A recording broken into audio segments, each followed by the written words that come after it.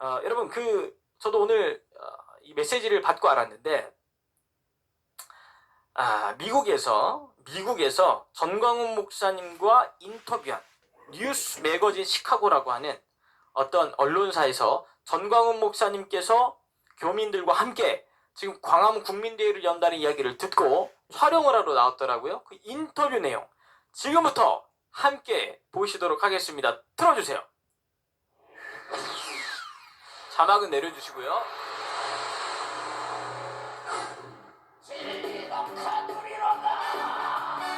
우리는 천국에 가서도 영생의 법칙을 그렇습니다. 성령의 성령뿐이야.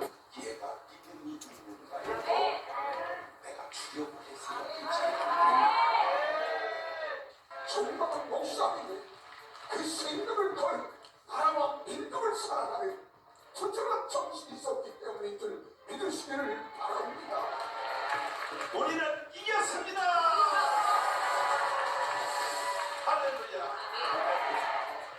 종전협정, 평화협정 통해서 주한미군을 철수하고 역방제 통일로 가서 대한민국을 북한체제로 바꾸자고 이렇게 주장하는 이 문재인 개새끼는 어떻게 해야 되냐고. 우리가 이 백성을 해야 돼. 우리가 문재인, 이재명 주사파들 다 깜빵에다 쳐내야 돼. 반드시 김정은이는 3년 내에 먹을 주스.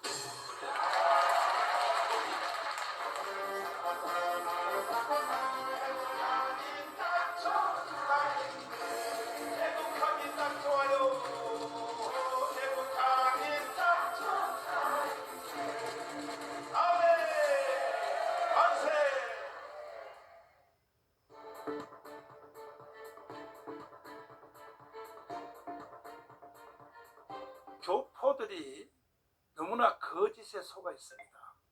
핵심이 뭐냐면, 평화협정, 종전협정, 주한미군을 철수하고 연방제 통일로 가자. 이거는요, 사기야, 사기.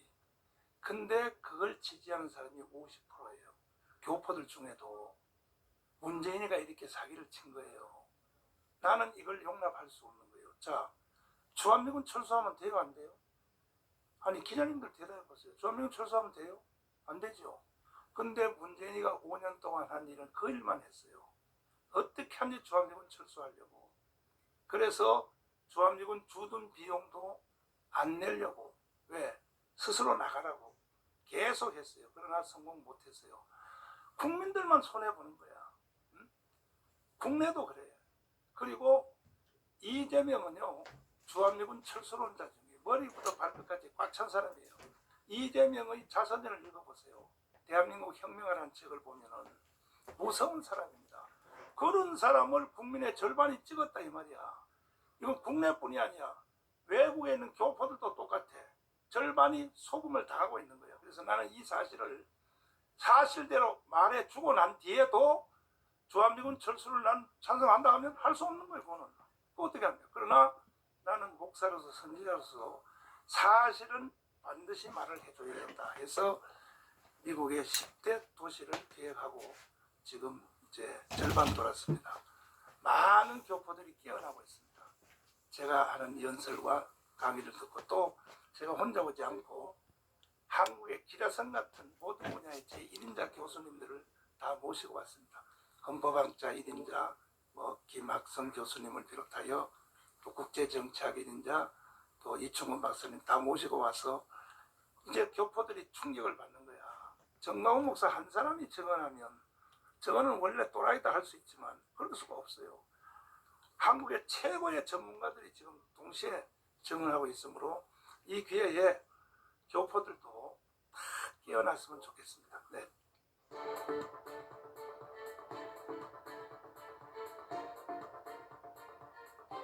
이제 한국의 현재 정점은 자유통일을 할 것인가 아니면 적화통일을 할 것인가 둘 중에 하나입니다. 중간은 없습니다. 먹힐 것인가 먹을 것인가 요 정점에 왔습니다. 왔는데 우리가 이 상태로서 침묵을 지키면 1000% 만프로 대한민국은 연방제를 통하여 북한으로 흡수되게 되어 있습니다. 그동안에 원체 간첩들을 15만 명을 침투시켜서 6.25를 우리가 일으켰다. 다 거짓말이에요. 남북한 분단 책임은 미국에 있다. 이거 전부 사기예요. 근데 이 사기를 국민들이 절반이 믿는다니까요. 절반이. 그래서 우리가 광화문 운동을 통해서 많은 국민들이 깨어났고 아슬아슬하게 윤석열을 대통령 만든 것이 그나마 기적이었어요. 기적이었는데 그러나 이것이 완전 이긴 것이 아닙니다. 5년 연기됐을 겁니다. 어차피 대한민국 망해요. 우크라이나 사태 있죠. 다음에 한반도에서 일어납니다. 우크라이나는 종족별 갈등입니다. 그 러시아 슬라브족이 절반이에요. 그다음에 유럽 지역이 절반인데 그것에 대한 충돌 때문에 우크라이나 전쟁을 지금 하고 있지 않습니까? 한반도는 종족은 다 같아. 근데 이념입니다. 이념인데 북한을 지지하는 사람이 절반이에요. 또 우리 자유 대한민국을 지지하는 사람이 절반인데 양쪽이 만만치 않아요. 세력이 팽창하는데 이것이 광주 사태는 광주에서 일어났죠. 이번엔 광화문에서 일어납니다. 내전 이상의 충돌이 일어날 가능성이 있기 때문에 저는 선지자로서 그런 피 흘리는 왜 자유우파도 만만치 않습니다. 절대 대한민국을 북한에 넘길 수 없어요. 또 저쪽 편도 만만치 않습니다. 반드시 북한으로 데려가려고 해요. 그럼 충돌이 일어나면 이건 내가 볼 때 내전 10만 명 이상이 희생되는 내전이 한반도에 다가오고 있다. 이걸 방지하기 위해서 저희들이 지금 애국운동을 하고 있는 것입니다. 네.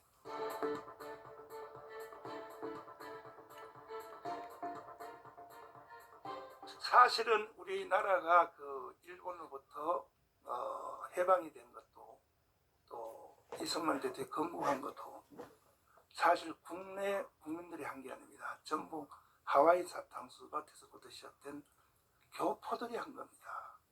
독립도 건국도. 이렇게 해서 이제 대한민국이 살아났는데 이렇게 살려놓은 대한민국이 다시 대한민국이 없어지고 북한으로 간다면 이 교포들이 얼마나 막상 그 결과가 현실로 나타났을 때는 여기에 누가 좌파하겠습니까?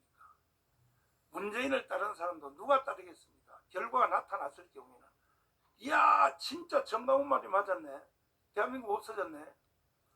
그래서 우크라이나 같은 사태를 방지하기 위해서 저희들이 애국운동을 격렬하게 이제 하고 있는데 마침 여기에 중요한 해결 실마리가 하나 나왔어요. 이재명을 찍은 사람들이 1614만 표입니다. 그들에 대하여 우리 이충훈 박사가 여론조사를 했어요. 이재명은 주한미군 철수론자인데 이걸 알고 찍었냐 그랬더니 94.9%가 몰랐다는 거야. 그걸 왜 찍었냐니까 자기들은 모르고 찍었다는 거야. 그러면 이재명을 찍은 사람의 94.9%가 다 우리 편으로 돌아올 수 있어요. 현재 사실대로 말하니까 이것이 희망이에요. 유일한 희망. 그리고 이미 70년 동안 자유라는 맛을 봤기 때문에 20대 30대들도 막 돌아오고 있어요. 아니 걔들이 북한 체제로 가려고 하겠습니까? 예? 정치가들이 하도 속여먹어서 간첩들이 속여서 그렇게 됐지만 이제 20, 30대들도 막 돌아오고 있어요. 제가 광화문 운동하면서 젊은 청년들이 10만 명이 돌아왔어요.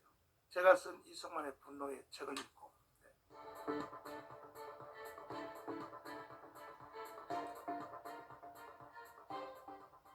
우리 편이라고 난 좋은 말만 할 수 없기 때문에 사실 윤석열은요 광화문 운동 때문에 대통령 된 사람입니다. 가장 짧은 기간에 가장 비전공 감옥에 있었던 검찰총장이 대통령을 거머쥐었습니다. 그러다 보니까 정치를 잘 모르는 것 같아요. 몰라서 아직 1년이 다 돼가는데 국가 아젠다가 안 나오는 거야. 어디로 가자는 얘기냐. 박정희 같으면 1차 경제개발, 2차 경제개발 국민들로 하여금 자 내가 가는 세상은 저 세상이 하고 나와야 되는데 그러면 장 차관들이 대통령한테 미래에 대한 아젠다를 만들어서 공급했는데 이것들도 다 멍청한 놈들이야 보니까. 그래서 이번에 4월 달에 개각할 때 이 다 잘라야 된다. 다 잘라야 되고 정말로 국가를 경영할 수 있는 전문가들이 장차관으로 들어가면 윤석열 대통령 말은 빨리 알아들으니까. 그나마 그래도 잘해주는 것은 하나가 뭐냐면 민노총을 해산시키는 거. 왜? 거기가 간첩 서식 지역이니까. 그 다음에 또 이재명의 범죄 행위 이것에 대해서 수사를 하는 것에 대해서는 자기 전문 과목이니까 수사가 요거는 그래도 그나마 그래도 우리한테 지지를 받는 사건 중에 하나입니다. 앞으로 다 잘해주기를 바랍니다.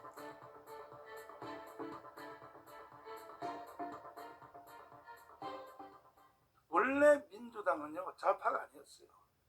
이 대한민국이 건국될 때 대한민국이 건국되는 과정 중에 제1공로는 원래 호남 사람들이에요. 호남 사람. 왜 호남 사람들이 대한민국을 건국했는가? 이승만 대통령이 나라를 세울 때 김성수, 송진호가 있었어요. 전라도 지도자들, 일본에 유학하고 오네. 이분들은 주로 지주의 아들인데 김성수 그 고창 출신 이분은 그때 땅이 1000만 평이에요. 1000만 평. 1000만 평이 뭐냐? 일개 그냥 들 전체가 다 그 사람 개인 거였어. 근데 이승만 대통령이 토지개혁한다. 토지개혁한다니까 그 전체 1000만 평을 이승만 정부에 기증을 했습니다. 그래서 토지개혁이 완성이 돼가지고 6.25 전쟁이 일어난 후에 민군이 와서 야 우리가 너희들에게 땅을 줄게. 그러니까 3개월 전에 토지개혁이 완성이 됐거든요. 그러니까 우리나라 종들이 뭐라 그러냐. 이미 우리 땅이 있는데 누가 줬어? 김성수가 줬어. 이래서 6.25 전쟁 때 인민군이 와서 우리나라 국민들 설득을 못하고 쫓겨난 겁니다. 여기에 절대 공로를 끼친 사람이 누구냐? 김성수, 송진우입니다. 그 호남 사람들이 세운 대한민국 호남 사람들이 세운 거예요. 지도자는 송진우. 그런데 그 후에 김대중을 따라가다가 결국은 휴전선 절반까지 따라 올라갔습니다. 그래서 나는 호남이요 다시 송진우하고 김성수의 지도력으로 들어가라는 거야. 이 김대중은요 이 사람은 북한에게 붙잡힌 사람입니다. 그래서 나는 호남 사람들이 최후에 잘해줄 줄 믿고 내가 전라도에 가면 계속 강연을 해요. 당신들이 왜 자존심을 버리냐? 왜 전라도가 좌파라고 전라도는 왜 간첩 세력이고 왜 오해를 받냐? 아니다 이거야. 원래 본질은 전라도가 우파고 그 당시는 경상도가 다 빨갱이였어요. 왜? 박정희 형님 박상희가 빨갱이 대장입니다. 거기에 체포돼서 박정희가 그때 남로당이었어요. 체포돼서 사형 선고 받았잖아요. 근데 하나는 뭐냐면 박정희는 그것이 전화위복이 돼서 전향을 했고 김대중은 무덤에 갈 때까지 전향한 적이 없어요. 이래서 경상도 전라도가 뒤집어진 거꾸로. 옛날에는 영천제일교회 이재봉 목사 때문에 남로당의 5인방 아닙니까? 박헌영, 이주화, 김상용, 홍민표 그 다음에 바로 이재봉입니다. 경상도가 다 빨갱이야 그때. 근데 박정희 하나가 전향한 것 때문에 거꾸로 경상도는 우파가 됐고 전라도는 거꾸로 우파였었는데 좌파로 바뀐 거예요. 네.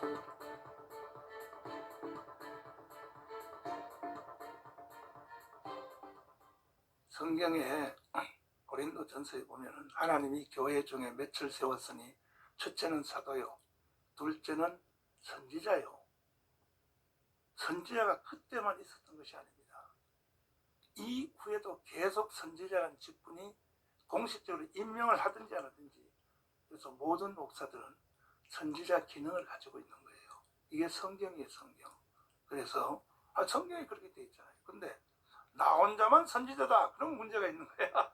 나 혼자만 선지자가 아니고 하나님이 주의 종들에게는 선지자 기능을 주신 거야. 이게 성경적입니다. 그래서 나는 이 시대에 선지자 중에 하나라 그러지 나 혼자만 선지자라는 말은 난 한 적이 없어요. 그럼 난 선지자 사명을 감당해야죠. 목사는 삼중직을 가지고 있어요. 하나는 선지자, 하나는 제사장, 하나는 다스리는 왕권. 구약시대 삼중직분을 목사들이 위임받아 가지고 있는 겁니다. 그런 뜻에서 내가 선지자라고 하는 겁니다.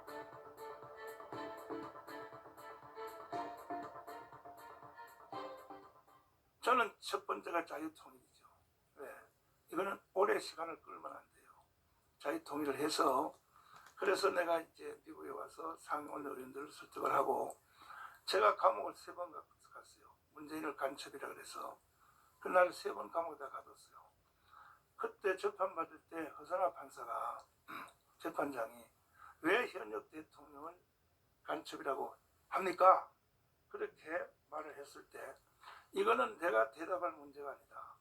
이것은 문재인 대통령이 김정은에게 넘겨준 USB 내용 거기 보면 간첩이라고 써있다. 그랬더니 허선화 부장판사가 오늘 재판을 여기까지 하고 청와대에 USB 내용을 제출하라고 명령했어요. 재판부에. 못하는 거야. 2번째 다시 명령했어요. 못하는 거야. 3번째 다시 명령했어요. 못하는 거야. 오늘까지도 그 USB를 제출을 못하는 거야. 그래서 대통령 그만두고 난 뒤에 우리가 재판을 통하여 국가기록보존소가 있거든요. 기록물. 거기에는 반드시 넣어야 되거든. 대통령이 의무적으로. 그런데 거기를 소장을 향하여 소송을 했어요. USB 내용을 공개하라고 했더니 그런 USB가 국가기록보존소에 들어온 적이 없다라고 대답했어요. 지금까지도. 그러면 문재인은 일단 그 법을 어긴 거죠. 지 혼자 가지고 있겠지 현재. 근데 이미 언론을 통해서 이게 다 밝혀진 대로 가장 심각한 뭐냐? 미국의 웨스팅하우스로부터 기술을 공급받아서 세계 제1의 원자력 발전소 설계도를 북한에 넘겼어요. 이건 이미 벌써 드러난 거야. 그래서 문재인을 간첩이라는 거야. 2번째, 참 정말 저는요 문재인 저놈은 반드시 저는 처형이 돼야 돼. 왜?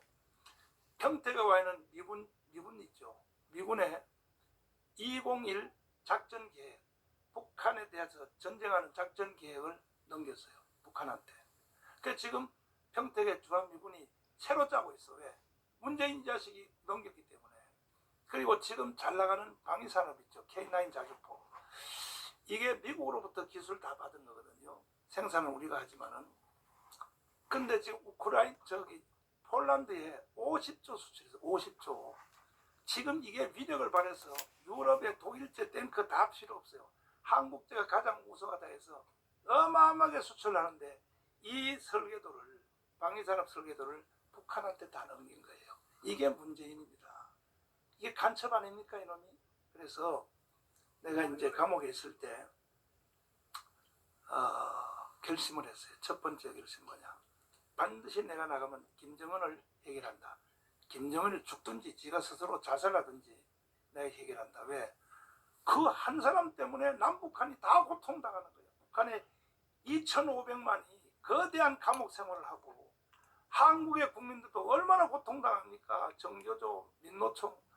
이래서 내가 나가면 김정은 저놈을 내가 용서하지 않는다. 2번째, 김정은이가 자기들끼리 스스로 총질하다가 김재규처럼 내보내 죽었을 경우에 중국 군대가 북한으로 들어오면 이거는 죽서서 해주는 거죠.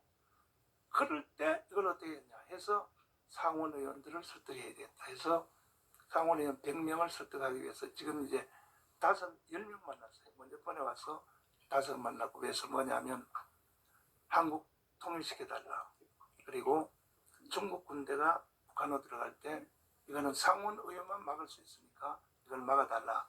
강력한 문제 제기했고 상원 의원들이 동의를 했고 특별히 중국에서 북한으로 들어가는 송유관 파이프라인 3달만 끊어달라 해서 지금 상원 의원들이 굉장히 동의를 하는 쪽으로 가고 잘 가고 있습니다.